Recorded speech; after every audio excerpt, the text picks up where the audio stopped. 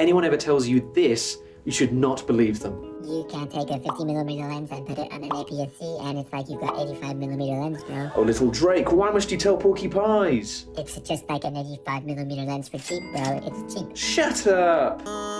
When using a lens that has been designed for a different sensor size than that which you're using, you will need to take your sensor's crop factor into account when shooting. This applies to any amount of crop factor on the sensor and in either direction. So this means that crop factor applies both when you're using a lens designed for medium format on a full-frame 35mm sensor, just as it also applies when you're using a lens that has been designed for a crop sensor on a full-frame body. This is most often considered when you own lenses that are compatible with a full-frame body and you're using them on a cropped sensor. And that's what we'll be using as an example today. So what even is crop factor?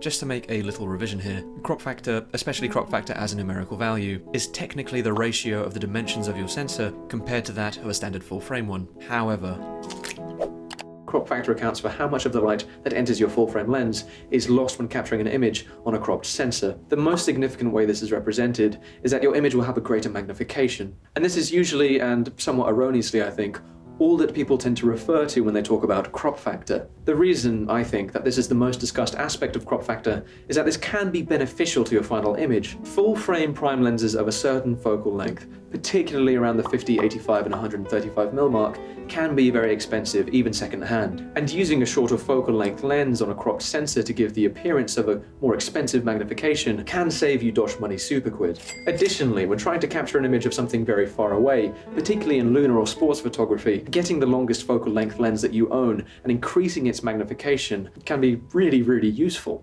For example, this old 600mm Sigma mirror lens that I have will produce a 918mm equivalent magnification on my Sony a7 IV. And that's like, hey, epic alert. However, and this is what I want to talk about today, saying that shooting this 50mm lens on this crop sensor is the same as shooting this 85mm lens on this full-frame sensor, these are not the same. It's just not true.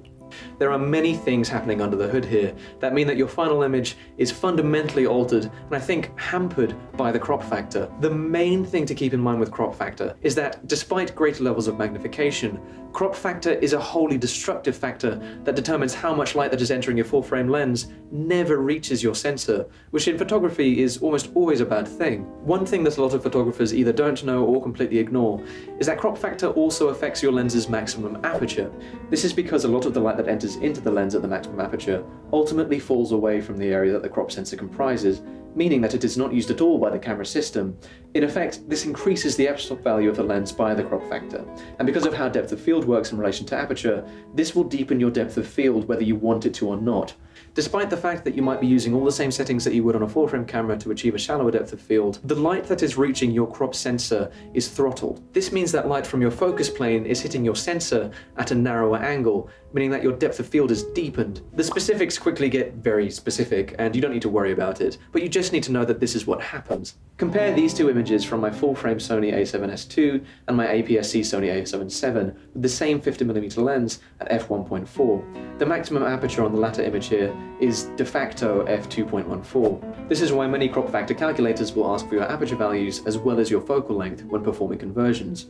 And this is particularly important to keep in mind for portrait photography, where the use of a shallow depth of field is often employed. And this is why it is especially not true to say that shooting with this 50mm lens on this crop sensor is the same as shooting with this 85mm lens on this full frame sensor, because you are losing an incredible amount of light to the crop sensor, and you are also restricting yourself to a deeper depth of field than you would otherwise get with more expensive gear. The last thing to keep in mind with crop factor, and which I also don't think is talked about enough, is that there is much more to a lens's qualities than just its magnification at maximum aperture. You also have aspects such as distortion and angle of view. These are things that are inextricably linked to the full frame focal length of the lens and which are lost in the cropping. Here's an image taken with my full frame on a 16mm fisheye lens with a 180-degree angle of view, and here's that same lens on my crop sensor.